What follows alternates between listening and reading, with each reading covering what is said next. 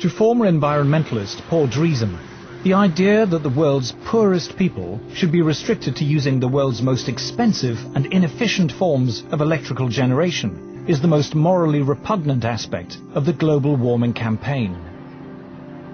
Let me make one thing perfectly clear.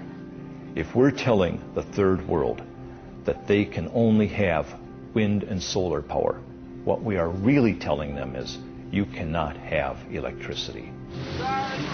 The challenge we have when we meet Western environmentalists who say we must engage in use of solar panels and wind energy is how we can have Africa industrialized. Because I don't see how a solar panel is going to power a steel industry, how a solar panel, is going to power maybe some railway train network. It might work maybe to power a small transistor radio.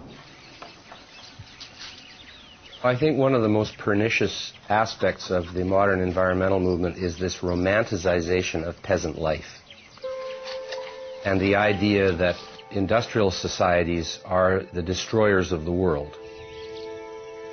One clear thing that emerges from the whole environmental debate is the point that there's somebody keen to kill the African dream, and the African dream is to develop.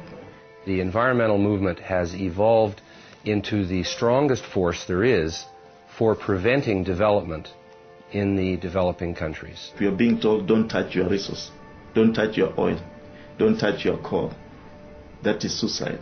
I think it's legitimate for me to call them anti-human.